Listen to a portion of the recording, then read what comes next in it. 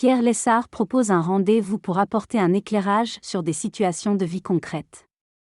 Il souhaite une nouvelle année lumineuse, stimulante et remplie d'amour, de joie et d'amitié.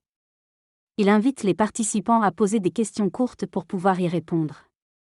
Une des questions abordées concerne la manière d'accueillir ses émotions sans nourrir les égrégores négatifs. Les émotions peuvent être influencées par les égrégores, mais pas toujours.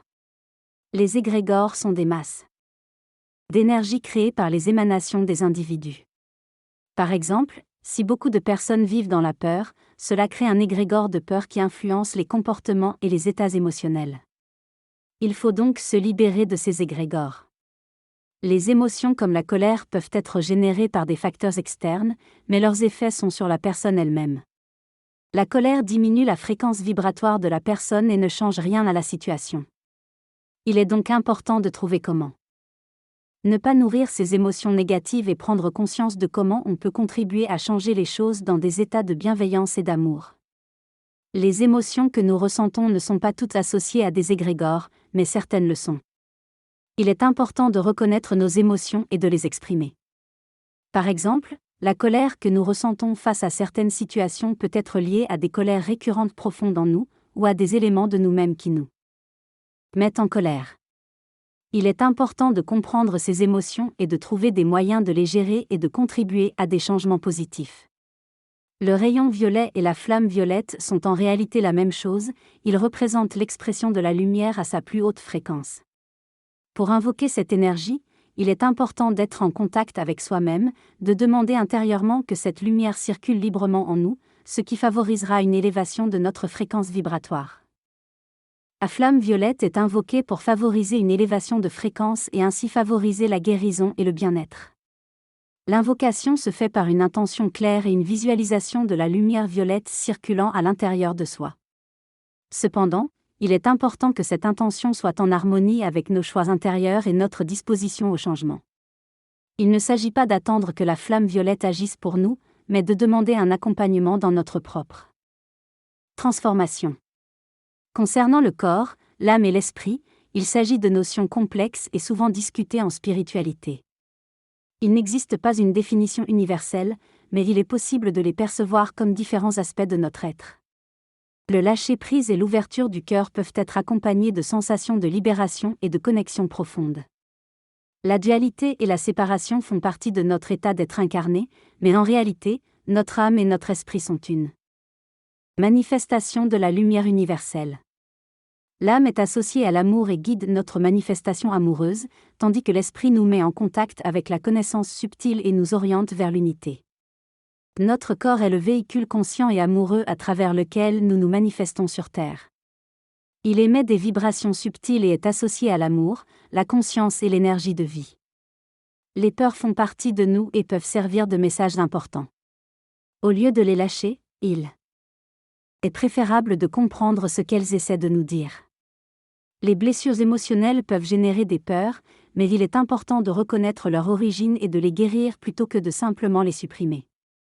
Il est important de reconnaître et d'accepter les émotions et les peurs qui viennent à nous, afin de pouvoir transformer les choses. Il ne s'agit pas seulement de les laisser aller, mais plutôt d'être en contact avec elles et de les comprendre. Dans nos relations, nous avons besoin d'attachement et cela peut être nuisible lorsqu'il devient un besoin associé à la peur. Pour évoluer, il est plutôt question d'accueillir nos sensations, nos peurs et nos mots, afin de reconnaître les messages qu'ils contiennent et de nous connecter de plus en plus à nous-mêmes et aux autres. Cela nécessite un processus de transformation et d'unification entre notre corps et notre esprit. Pour aider et accompagner un être cher qui est décédé, il est important d'offrir une présence sans exigence et de se rappeler qu'il entre dans une nouvelle vie. Il est également possible de communiquer avec lui en élevant notre fréquence et en émettant notre lumière et notre amour. Après le départ, il est possible de ressentir des manifestations de la présence de la personne décédée, auxquelles il est important d'être attentif et ouvert. Dans cette expérience personnelle, l'individu parle de 2 amis proches qui sont décédés. Il raconte que peu de temps après le départ de l'un de ses amis, il a dormi dans son lit et ressenti sa présence à travers des signes, comme des objets qui bougent. Il explique également que certaines personnes sont capables de communiquer avec les défunts, mais que chacun peut être son propre médium en étant ouvert à recevoir des messages. Il déclare que la communication avec les défunts peut être plus fréquente dans les premiers mois, puis moins intense, avant de pouvoir reprendre plus tard. Il conclut en disant que la communication avec les défunts exige de la présence, de la liberté et de la clarté des intentions.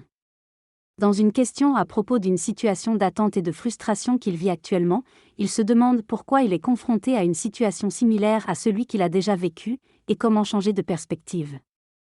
La clarté et la pureté de notre intention sont essentielles pour attirer les situations que nous désirons dans notre vie. Notre champ d'énergie, constitué de nos émanations énergétiques, joue un rôle crucial dans cette attraction. Si notre champ d'énergie est faible, notre intention peine à se manifester, tandis que s'il est puissant et amplifié par l'amour, la confiance et la joie, nous attirons plus facilement ce qui est le meilleur pour nous. Il est important de se détacher des attentes et des frustrations récurrentes, en remontant à leurs origines, souvent dans notre enfance, et en guérissant les blessures qui y sont associées. Ainsi, nous pouvons aligner notre intention avec notre plus haut bien et attirer les situations les plus bénéfiques pour notre évolution. Le texte souligne que certaines personnes arrivent tard parce qu'elles ont des emplois et cherchent à gagner plus d'argent pour offrir le meilleur à leurs enfants. Cela peut être lié au fait que leurs propres parents ont connu une vie modeste et ont travaillé dur pour donner le meilleur à leurs enfants. On conseille de prendre du recul par rapport aux attentes et frustrations du passé et de se reprogrammer en se concentrant sur ce qui est positif dans sa vie. On évoque également le fait que les attentes et frustrations envers soi-même peuvent se refléter dans les attentes et frustrations extérieures. Finalement, le texte parle du parcours d'un scénariste qui explore les différentes facettes de l'humanité à travers ses personnages, mais qui ressent des résistances à faire de l'introspection suite à la pandémie. La distraction est mentionnée comme moyen d'éviter de faire face à ses sentiments. Il est intéressant de voir que les créateurs, comme les artistes, sont capables de présenter une vision de la réalité avec des situations qui ne sont pas résolues de manière magique mais plutôt par l'action concrète des individus. Il existe des films et des pièces de théâtre qui mettent en avant cette approche, ce qui permet aux spectateurs de s'identifier et de voir une potentialité dans ces histoires. L'auteur cite son expérience avec des enfants de la rue, qui ont réussi à s'en sortir grâce à leur volonté et leur détermination malgré les difficultés. Il souligne l'importance d'explorer des personnages complexes et des vies compliquées pour montrer comment ils peuvent émerger et contribuer à un nouveau monde, notamment dans le contexte actuel de la pandémie de Covid-19 et de ses conséquences. Cependant, il remarque aussi une profonde désillusion chez certaines personnes qui sont découragées et ne croient plus en la possibilité de changement. Il observe que les structures actuelles de la société ne répondent plus aux besoins fondamentaux des êtres humains en termes de santé, d'éducation, de politique et d'économie. Il estime donc normal que ces structures se dissolvent pour laisser place à un nouveau monde. Cependant, il souligne l'importance de ne pas se laisser aller à l'impuissance et à la désillusion, mais plutôt de porter son attention sur ce qui est atteint dans l'expérience personnelle. Il remet en question la recherche de résultats et de reconnaissance basée sur ces résultats, et encourage à se reconnaître à partir de ce que l'on ressent et vit. Enfin, il mentionne le besoin de transformer cette recherche de résultats en se connectant à ses propres sensations et émotions, plutôt que d'essayer de se distraire ou de se disperser pour échapper aux problèmes du monde. En moi, je ressens l'importance de me retrouver, de me connecter avec qui je suis vraiment. Nous sommes tous des créateurs, et toi, en tant qu'artiste, tu as un rôle clé dans la transmission d'images qui stimulent les gens et les touchent dans leur essence. Ce que tu vis est donc extrêmement important car cela t'éloigne de ta véritable mission. Il est essentiel de comprendre ce que tu fuis, de quoi tu te distrais. Reviens à l'instant présent et connecte-toi avec toi-même, avec l'amour, la paix et la tranquillité que tu ressens en toi. Le but n'est pas tant le résultat extérieur, mais la sensation que cela crée en toi. Une fois que tu auras retrouvé ces inspirations, tu pourras les concrétiser. La reconnaissance des autres n'est pas aussi importante que la manière dont tu t'aimes toi-même dans ce que tu es et ce que tu fais. C'est cela qui changera le monde, peu importe la nature de ton travail. Il est temps de revenir à la beauté de ton être, à ton envie profonde de vivre en union avec toi-même. Lâche les distractions et reconnecte-toi à toi-même. Il y a deux aspects présents en toi, celui qui est insatisfait et celui qui veut aimer et vivre la joie. C'est en écoutant ton véritable moi que tu trouveras cela. Ne te laisse pas distraire par les plaisirs éphémères et les compensations superficielles. Utilise ta volonté et ta détermination pour aller plus loin. Tu as traversé tant de difficultés et d'obstacles dans ta vie, ne t'arrête pas maintenant. En ce qui concerne ton fils, Christine, la question de comment maintenir ton énergie dans une telle situation est importante. Cela nous amène à une question plus vaste qui concerne la grande vérité et au-delà. La grande initiation de la maternité est celle de maintenir un amour inconditionnel malgré les difficultés que rencontrent nos enfants. Il est important de ne pas voir nos enfants comme un problème, mais de comprendre qu'ils ont des difficultés avec eux-mêmes et leur vie. Nous devons donc adopter un regard aimant et les soutenir avec notre amour inconditionnel. Il ne s'agit pas de devenir leur thérapeute, mais de leur offrir notre amour et de les visualiser rayonnants et satisfaits. Il est également essentiel de ne pas laisser notre inquiétude épuiser notre énergie, mais de se concentrer sur cet amour inconditionnel. Nous ne sommes pas responsables des difficultés de nos enfants, mais nous devons continuer à offrir le meilleur de nous-mêmes. Si nous nous sentons tristes et fatigués, il est important de regarder en nous-mêmes et de comprendre si cette tristesse existait déjà auparavant. La solitude peut également contribuer à notre sentiment de tristesse, il est donc essentiel de prendre soin de notre bien-être émotionnel. Après les fêtes, il est fréquent de ressentir de la solitude et de la tristesse, que ce soit parce qu'on a passé les fêtes seul ou qu'on réalise que les moments passés étaient superficiels. Il est donc important de chercher à se sentir connecté à l'intérieur de soi, même en l'absence de présence physique. Il est possible de le faire en communiquant avec les autres de manière subtile, en partageant des valeurs communes, en cherchant des activités qui nous plaisent profondément et en recréant des moments de connexion. Il est également important d'explorer sa propre solitude et d'aller au plus profond de soi pour comprendre ses émotions et les transcender. La colère peut être utilisée comme une énergie de transformation pour surmonter une séparation et retrouver sa force de vie. Lorsqu'on ressent de la colère, il est possible de l'exprimer de différentes manières. On peut frapper dans un oreiller ou dire à quelqu'un qu'on est en colère, sans pour autant être viol. Il est important de prendre conscience de cette colère et de comprendre ce qui l'a déclenchée. Il est également possible de transformer cette énergie de colère en une énergie constructive et créative pour reconstruire sa vie.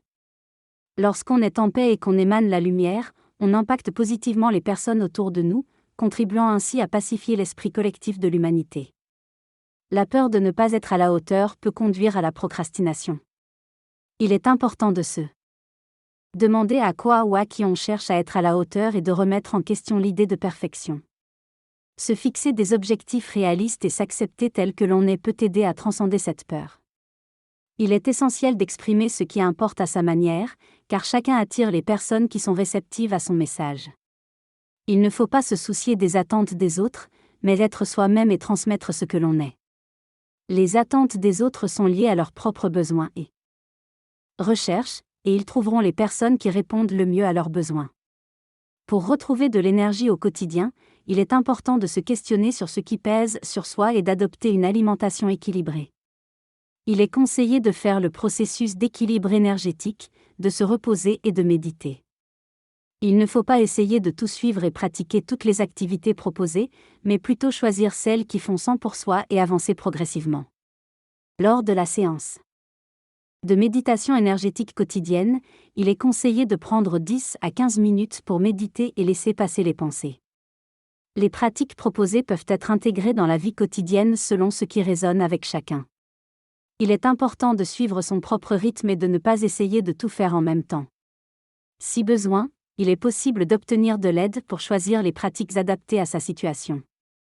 En ce qui concerne les dimensions, les 16 dimensions font référence aux dimensions de l'être humain, tandis que les 5 dimensions dont on parle généralement font référence aux dimensions de l'univers. Pour les sessions à distance de niveau 1, il est nécessaire de préciser de quel niveau il s'agit pour donner une réponse précise. Dans le dialogue avec les cellules, il est conseillé de demander à la partie du corps qui est en difficulté ce qu'elle a à transformer plutôt que de chercher à comprendre le message. Si les tests médicaux sont négatifs, il est possible que la source du problème soit d'ordre non physique. Lorsqu'il y a des douleurs et une fatigue profonde dans le bas-ventre, il est recommandé de faire une détente du système nerveux et un processus de réorganisation du système nerveux central. Cela consiste à placer ses mains derrière l'occiput, au niveau du troisième œil et derrière la tête, ainsi que sur les tempes et la couronne.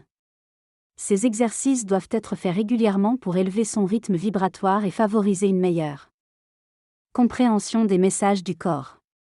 Pour connaître et appeler nos guides spirituels, il suffit de ressentir leur présence et de demander leur accompagnement dans une intention claire et pure. Le nom importe peu, ce qui compte c'est la vibration.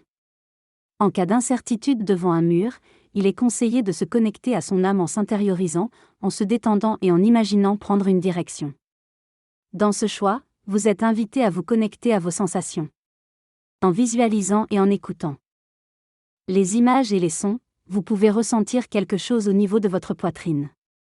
Ce sentiment peut être soit un bien-être, soit un mal-être. Si c'est un bien-être, cela signifie que cette direction est juste pour votre évolution personnelle. Si c'est un mal-être, cela indique que cette direction n'est pas favorable à votre évolution. Dans ce cas, il est possible d'imaginer une autre direction. Il est important de noter que la direction juste n'est pas toujours la plus facile, mais elle permet une véritable évolution. Pour approfondir le sujet, vous pouvez vous référer au livre Connexion qui sortira bientôt et vous pouvez également contacter Christine Falaise, une thérapeute qui suit les enseignements de l'auteur.